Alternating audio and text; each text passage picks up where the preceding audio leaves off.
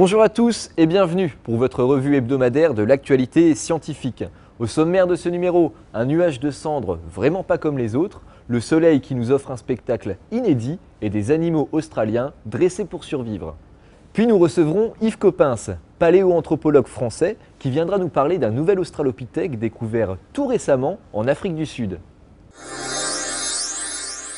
L'Islande, terre de glace mais aussi de feu. Depuis le 20 mars, le volcan Eyjafjöll est entré en éruption dans le sud du pays. Qualifiée de modérée par les chercheurs, cette éruption a tout de même réussi à créer un gigantesque nuage de cendres. Mais comment ce nuage de cendres s'est-il formé? Avant le réveil du volcan, un glacier existait à son sommet.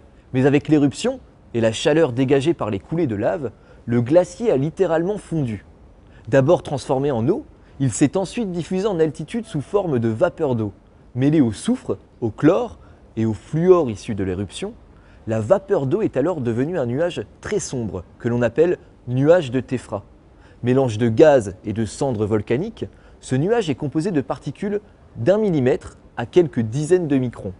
Des particules suffisamment épaisses pour endommager les réacteurs des avions. Parti du sud de l'Islande, le nuage a ensuite été entraîné par des vents de nord-ouest vers le continent et reste rythmé par l'évolution de la météo. L'Islande, terre de glace donc, mais aussi de feu, aura offert un spectacle fascinant, perturbant, bref, rarissime dans l'histoire de la volcanologie.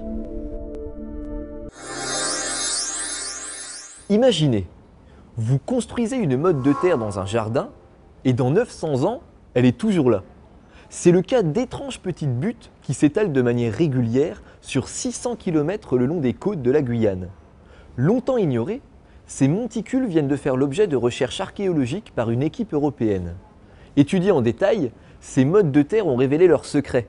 Il s'agit des vestiges d'un système agricole conçu par des agriculteurs précolombiens. Élaborés dans des zones régulièrement inondées, ces champs surélevés étaient travaillés pour y faire pousser du manioc, du maïs ou encore de la courge. Mais alors, comment des terres peuvent-elles rester pendant si longtemps dans le même état alors qu'elles sont en permanence confrontées aux aléas climatiques? Eh bien, c'est sous la terre que les chercheurs ont trouvé la réponse. En effet, des fourmis, des termites et des vers de terre ont profité des buttes pour construire leurs nids et les ont ainsi entretenus.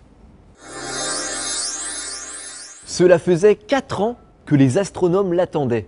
Après une période anormalement calme, la surface du Soleil connaît un regain d'activité depuis plusieurs mois. Le 3 avril, une éruption solaire a été filmée par le satellite Proba2 de l'Agence spatiale européenne et le satellite SOHO de la NASA. Pile dans l'axe de la Terre, c'est la première fois qu'une éruption solaire a pu être aussi bien observée.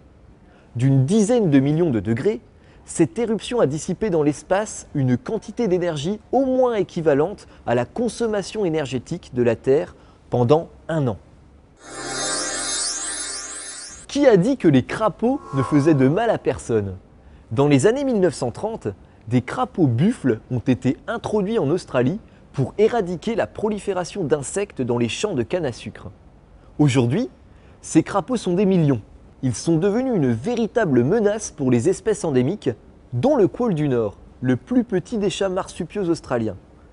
Très friand de ce type de crapaud, le quoll du Nord peut en effet mourir en l'ingérant car la tête de l'amphibien est porteuse d'un sac de venin très toxique.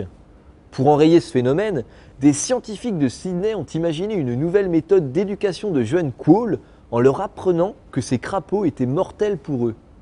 Pour ce faire, ils ont ajouté un produit chimique dans leur nourriture qui rendait le jeune quoll suffisamment malade pour l'écœurer.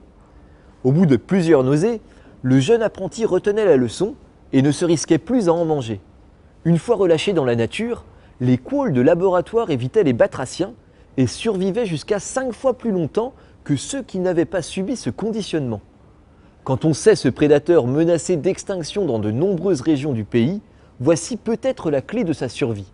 À condition bien sûr que ces quolls éduqués transmettent cet apprentissage à leurs congénères sauvages. La famille des hominidés s'agrandit.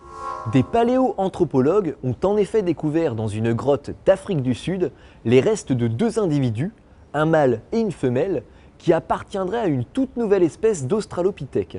Son nom, Australopithecus sediba. Vieux de presque 2 millions d'années, Ces ossements ont été retrouvés non loin de Johannesburg, dans une région surnommée le berceau de l'humanité. À raison, puisque depuis les années 1930, 500 hominidés y ont été mis au jour. Les squelettes des 2 nouveaux individus découverts sont très incomplets. Seulement des morceaux de crâne, de membres ou de colonnes vertébrales ont été retrouvés. Un tas de bouts d'os qui a néanmoins suffi aux chercheurs pour affirmer qu'Australopithecus sediba mesurait 1,20 m et avait une démarche bipède plus humaine que celle des autres australopithèques. Pour autant, il ne s'agirait pas d'un ancêtre de l'homme, le genre Homo étant apparu 500 000 ans auparavant. Mais pour mieux comprendre, nous recevons notre invité, Yves Coppens.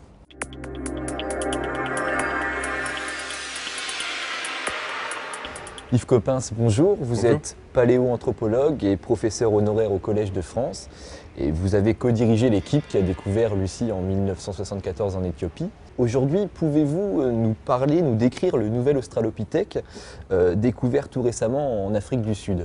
Oui, alors d'abord, l'équipe est dirigée par un Américain que je connais bien, qui s'appelle Lee Berger, et qui est accompagné bien sûr d'une équipe. Et ce collègue, cet ami, a commencé à fouiller il y a un certain temps, mais il a découvert les restes de ce nouveau préhumain, ce nouvel ancêtre, en 2008. Et bien sûr qu'il faut un certain temps pour étudier les restes que l'on découvre, d'où sa publication seulement maintenant. Alors il lui a donné un nouveau nom d'espèce, et en effet ce préhumain diffère un petit peu de ses prédécesseurs. Alors il y a un prédécesseur immédiat à la fois dans le temps et en même temps dans la filiation, c'est Australopithecus africanus. C'est le premier découvert d'ailleurs, le premier découvert dans l'histoire des sciences. Et cet Australopithèque est à peu près contemporain des premiers hommes, Australopithecus africanus. Et celui-ci, d'après sa description, ressemble tout à fait à un Australopithecus africanus qui aurait évolué, dans le sens qui est le nôtre, dans le sens de notre développement à nous. D'où l'interprétation un peu hâtive peut-être de Lee Berger, de dire que ce pourrait être un bon candidat pour l'origine de l'homme. Pour moi, non. Hein.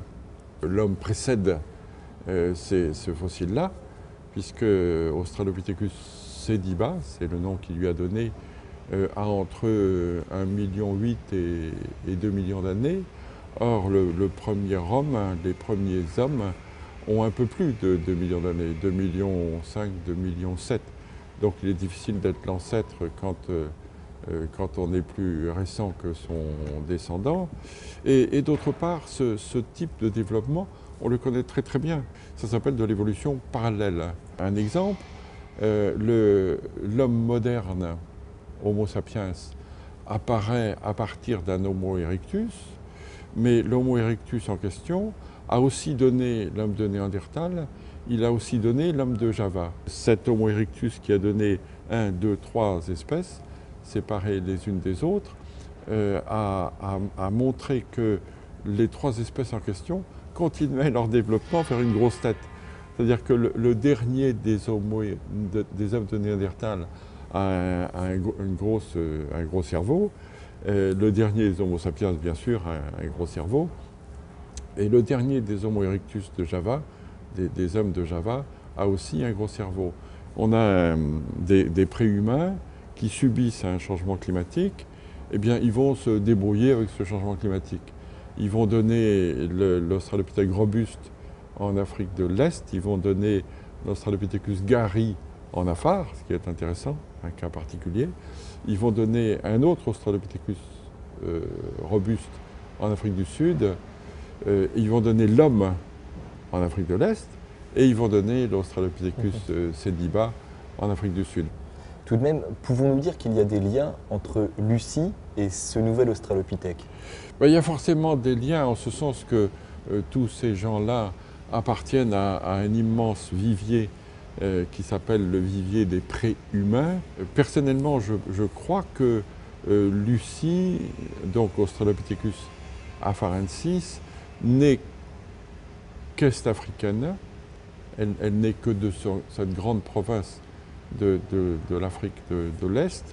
Et je pense qu'elle est plus volontiers à l'origine des formes robustes de ces préhumains, qu'on appelle Australopithèque robuste, qu'on appelle aussi paranthrope, qu'on appelle aussi zinjanthrope, plutôt qu'à l'origine de l'homme. Mais bien sûr, ce sont des cousins, alors je ne sais pas s'ils sont germains, issus de germains, je ne sais pas quel est enfin je sais un petit peu quel est le degré de cousinage, mais en gros ça veut dire que si on plonge dans le temps, oui, bien sûr, ils ont des origines communes et ce n'est pas innocent si on les appelle toutes ces formes-là Australopithecus. Elles appartiennent au même genre, donc elles ont des chances d'avoir une même origine. Depuis plusieurs mois, on découvre sans cesse de nouveaux squelettes. On a eu l'homme de Denisova en Sibérie, on a eu donc Cédibe en Afrique du Sud. Est-ce que toutes ces découvertes remettent en cause l'idée d'une seule et même lignée humaine, d'une seule et même descendance? Non, ça remet en cause l'histoire d'une seule grande filiation, bien sûr. L'homme apparaît, son origine est unique, il s'appelle le genre Homo, le genre humain. Et à partir de son berceau, probablement est et peut-être centrafricain, il se déploie. Et comme il se déploie, vous avez un immense territoire pour un petit effectif. Donc petit effectif qui fait des populations, des peuplements un petit peu partout. Ces peuplements ne peuvent plus se rencontrer tous les dimanches. Et le résultat, c'est qu'il y a une rupture du flux génique. Et s'il y a une rupture du flux génique, les différentes populations, petit à petit, deviennent de nouvelles espèces, d'où l'homme de Néandertal, d'où l'homme de Java, d'où l'homme de Flores, d'où l'homme de Sibérie. Alors en ce sens, oui et non, il y a bien une origine commune, mais il y a une diversification au fil des centaines de milliers d'années. Quelles seraient selon vous les prochaines zones à explorer? Il y a sans doute des travaux possibles en Libye, dans le bassin qu'on appelle de la Cyrénaïque.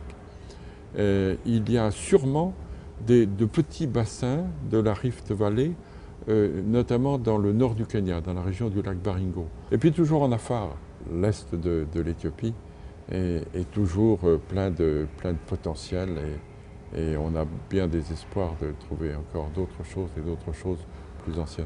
Donc la paléoanthropologie a de beaux jours devant elle, selon vous. De beaux jours derrière et de beaux jours devant, oui. C'est notre avantage. Merci beaucoup Yves Coppens. Merci. C'est la fin de ce numéro, merci de l'avoir suivi, rendez-vous vendredi prochain. D'ici là, vous pouvez suivre l'actualité scientifique sur le site de la rédaction Science Actualité. À la semaine prochaine.